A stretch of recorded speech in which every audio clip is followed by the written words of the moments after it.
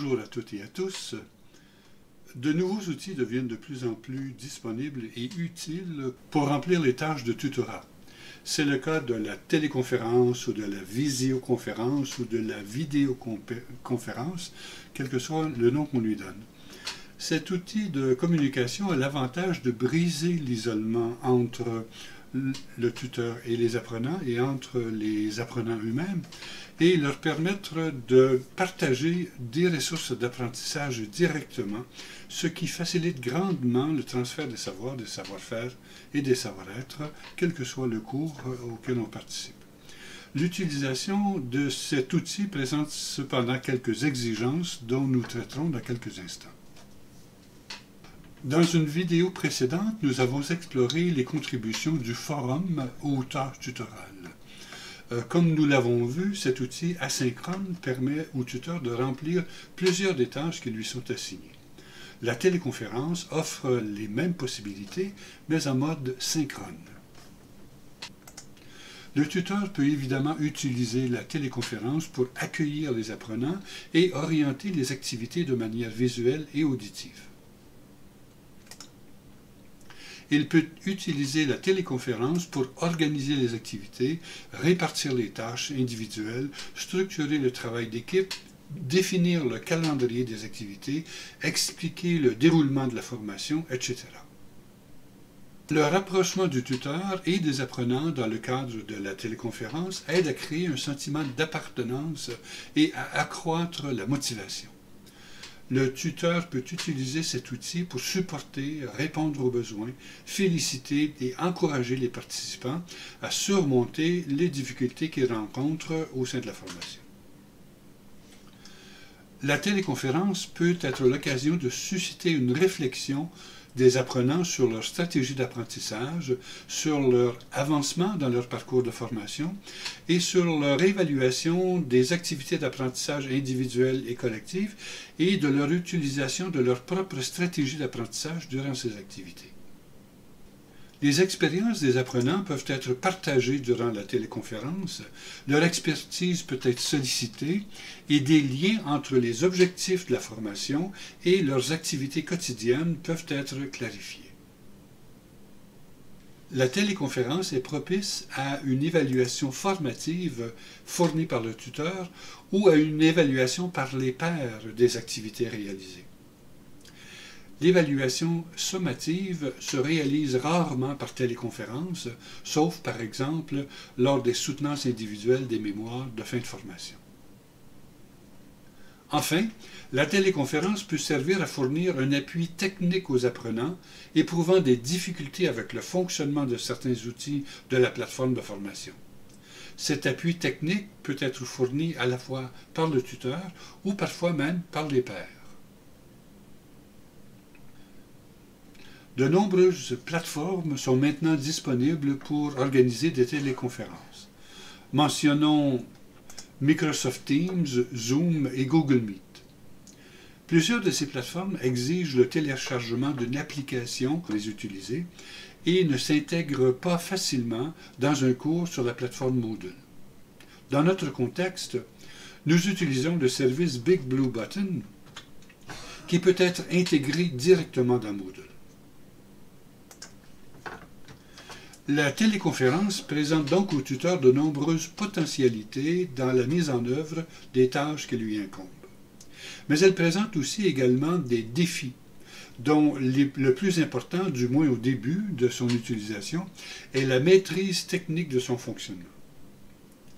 Il faut donc, avant de tenir une téléconférence, bien maîtriser l'outil sélectionné. Sur notre site Internet, 2 vidéos ont été préparées à cet effet. La première présente le fonctionnement de Big Blue Button ou BBB pour les participants à la réunion.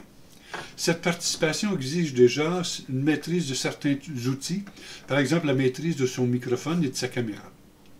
Mais les opérations menées par l'animateur de cette téléconférence sont beaucoup plus complexes et exigent de les expérimenter et de les maîtriser avant la tenue de la téléconférence. Une seconde vidéo sur notre site présente les outils disponibles pour animer une rencontre sur la plateforme BBB. Nous ne reviendrons pas ici sur ces instructions, mais il est essentiel de bien les maîtriser pour assurer une animation efficace de la téléconférence. Appliquons dans cette analyse la compétence transversale de la gestion du temps, notamment le principe APA, proposant que chaque activité significative exige un avant, un pendant et un après, donc une préparation, une réalisation et un suivi. Comme nous venons de l'affirmer, il faut d'abord s'assurer par la pratique de maîtriser le fonctionnement de la plateforme utilisée. De plus, il faut vérifier que sa connexion Internet présente un débit suffisant pour pouvoir transmettre la téléconférence. Si ce n'est pas le cas, il vaut mieux explorer les alternatives ou les outils complémentaires pour réaliser les tâches tutorales. La téléconférence étant une activité synchrone, il faut s'assurer d'être ponctuel et même d'arriver un peu avant l'heure prévue afin de vérifier si la technique est au rendez-vous, par exemple vérifier le fonctionnement de sa caméra et de son microphone. Cette arrivée anticipée permet également d'accueillir les participants individuellement et de créer donc un contact personnel qui favorise la création d'un lien direct avec le tuteur. Il faut s'assurer que votre environnement sera propice à la tenue de la visioconférence. Il faut éviter les interférences sonores et visuelles et vérifier que votre éclairage permet de vous voir clairement. Puisque les participants vous verront durant la conférence, il convient de porter un habillement approprié. Avant la tenue de la téléconférence, il faut aussi préparer son contenu, prévoir son déroulement, sa durée, réfléchir aux consignes à donner au début de la rencontre, notamment pour réguler la prise de parole et expliquer le rôle de l'animateur, préparer au besoin les textes, les ressources visuelles qui feront l'objet d'un partage d'écran, inclure dans la réunion des interventions visant les tâches tutorales comme l'accueil, l'organisation, la métacognition, la motivation, se rappeler les savoir-être ou les attitudes à présenter pendant la rencontre comme l'écoute, le partage, l'empathie.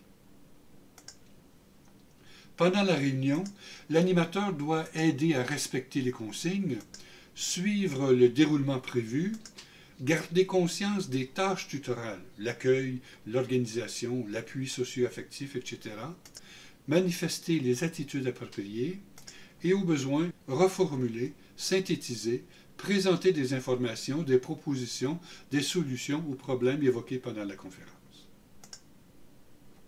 Après la rencontre, il faut prévoir un compte-rendu ou une synthèse des conclusions, rédigé soit par le tuteur lui-même ou par un des apprenants, transmettre ce compte-rendu aux participants, assurer un suivi aux besoins des décisions qui auraient été prises pendant la rencontre et évaluer soi-même le contenu et le déroulement de la réunion afin d'améliorer une prochaine prestation d'une téléconférence.